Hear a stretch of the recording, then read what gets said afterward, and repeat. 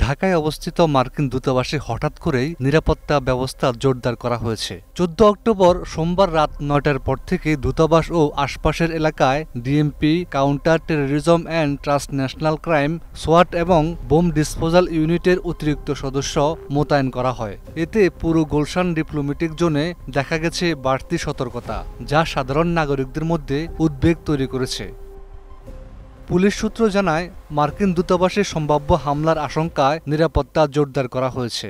যুক্তরাষ্ট্রের দূতাবাস কর্তৃপক্ষ পুলিশের কাছে একটি চিঠি দিয়ে সম্ভাব্য হামলার হুমকির বিষয়টি জানায়। তদন্তে জানা গেছে, ৩ জন বাংলাদেশি নাগরিক দূতাবাসে হামলার পরিকল্পনা করছিল বলে সন্দেহ করা হচ্ছে। তাদের নাম, পরিচয় ও ছবি দূতাবাস থেকে পুলিশের কাছে হস্তান্তর করা হয়েছে। এমন তথ্য পাওয়ার পরেই পুলিশ দ্রুত ব্যবস্থা নেয়।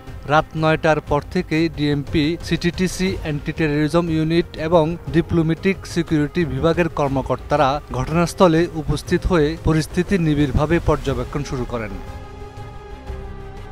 গুলশান বিভাগের সহকারী পুলিশ কমিশনার আলী আহমদ মাসুদ জানান, এটি নিয়মিত নিরাপত্তা কার্যক্রমের অংশ। মাঝে মাঝে ঝুঁকি মনে হলে নিরাপত্তা জোরদার করা হয়। তবে অন্য এক কর্মকর্তা স্বীকার করেছেন, নির্দিষ্ট হুমকির তথ্য পাওয়ার পরেই এই ব্যবস্থা নেওয়া হয়েছে। দূতাবাসের আশেপাশে বোম ডিসপোজাল ইউনিটের সদস্যরা তল্লাশি চালায় এবং সোয়াট টিম কৌশলগত অবস্থান নেয়। পুরো এলাকায় পুলিশের টহল বৃদ্ধি করা হয়েছে। গুলশান বিভাগের ঊর্ধ্বতন কর্মকর্তারা নিজেরাই উপস্থিত থেকে নিরাপত্তা তদারকি করছেন। গোয়েন্দা সূত্রে জানা গেছে, দূতাবাসের নিরাপত্তা সংক্রান্ত উদ্বেগের বিষয়ে ডিএমপিকে জানানোর পর পুলিশের বিভিন্ন ইউনিট যৌথভাবে অভিযান পরিচালনা করছে। এ সময় মার্কিন দূতাবাসের কর্মকর্তারাও পুলিশের সঙ্গে যোগাযোগ রাখছেন।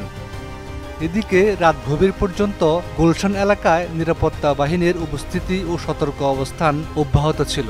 দূতাবাসের আশপাশের সড়কে যান চলাচল সীমিত করা হয়। তবে পুরো ডিপ্লোম্যাটিক এলাকা জুড়ে নজিরবিহীন নিরাপত্তা ব্যবস্থা জারি থাকায় স্থানীয়দের মধ্যে উৎকণ্ঠা দেখা দিয়েছে। Desk report, ২১ television.